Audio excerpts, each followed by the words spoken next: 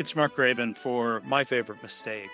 Every December, there's a mistake we all make. I mean, not just a few of us, practically everyone who can hum a tune. We treat Jingle Bells as a Christmas carol. It's one of the most popular. The one we learned in school, the one we sing at office parties, the one that follows us through every store starting, around mid-October. And it makes perfect sense until you learn the truth. Because Jingle Bells, it wasn't written for Christmas at all. It debuted not in December, but at a Thanksgiving service in the 1850s, which makes this one of the most enduring, good natured knowledge mistakes in American culture.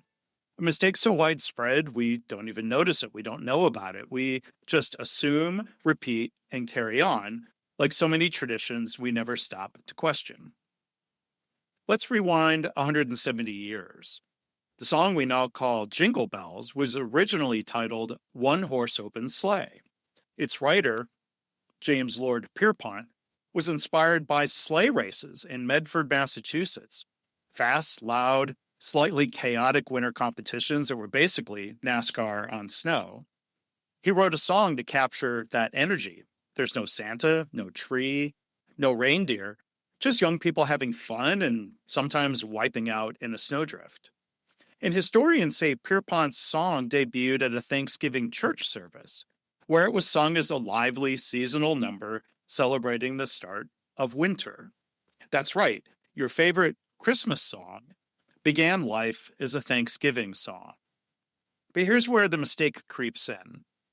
Over time, as people kept singing the song through December, it stuck. It felt Christmassy, even without mentioning Christmas. And eventually the title was changed to Jingle Bells, leaning into the catchiest part of the chorus. Once that happened, the assumption became self-fulfilling. We'd hear the song during the holidays, so we associate it with the holidays. So we play it during the holidays, and the cycle repeats until the original story quietly disappeared. It's a great example of how knowledge mistakes don't always feel like mistakes. Sometimes they feel familiar, comforting, traditional. Sometimes they may even come with sleigh bells.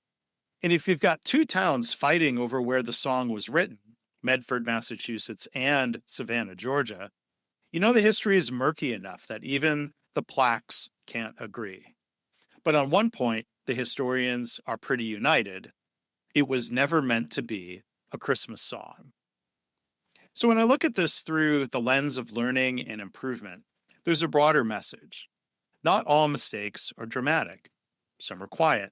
Some come from repetition, from convention, from stories we inherit without ever stopping to check the source. And sometimes the most persistent mistakes are the ones that simply feel true. In organizations, this happens all the time. We've always done it this way. We assume the process works. We think we know why something happens. But the moment we get curious, the moment we ask, how do we actually know this? That's when learning can begin. So yes, Jingle Bells may be one of the world's most beloved Christmas songs, but it started as a cheerful tune for Thanksgiving. And the next time you hear it, maybe you can channel Oscar from The Office and say, well, actually, yes, actually, it's a Thanksgiving song. But make sure you enjoy the party anyway. For My Favorite Mistake, this is Mark Graban wishing you a Merry Christmas and Happy Holidays.